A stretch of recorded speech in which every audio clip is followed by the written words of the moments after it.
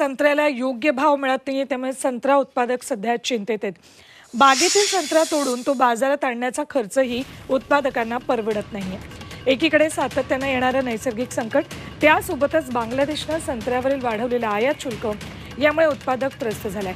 नागपुरातील संत्रा उत्पादकांच्या समस्या जाणून घेतल्यात आमचे प्रतिनिधी अमर काणे यांनी. मार्केट डाऊन असल्यामुळे आम्ही विकायला जो खर्च, तोडणीचा खर्च किंवा जो काही येते हा जास्त पडत होता, त्यामुळे आम्ही ते तोडलेच नाही. आणि खरीददार जो आहे तो काही घ्यायला तयार नव्हता, मार्केट रेट कमी असल्यामुळे. याच्यात जसं जे आपल्या बांगलादेशमध्ये जो आपला माल निर्यात होत होता, तिथे जो काही आयात शुल्क वाढला, त्यामुळे आपल्या इथून माल तिथे गेला नाही, त्यामुळे रेट डाऊन झाले. कमीत कमी 27 ते 28 रुपये दर एवढे आहे.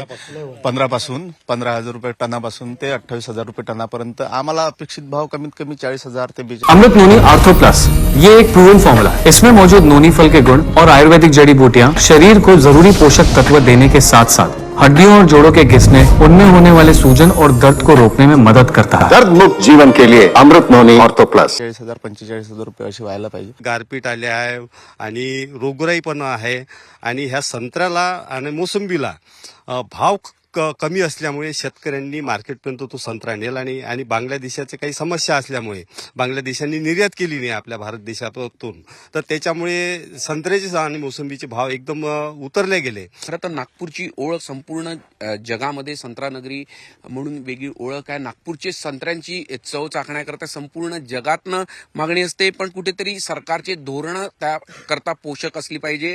त्यामुळेच आम्हाला सुद्धा एक बळ मिळेल अशी ही आशा, अपेक्षा हे सगळे शेतकरी संत्रा उत्पादक सांगताना दिसत आहे. झी मीडियासाठी व्हिडिओ जर्नलिस्ट रत्नशील सातपुतेसह अमर काणे, काटोल, नागपूर.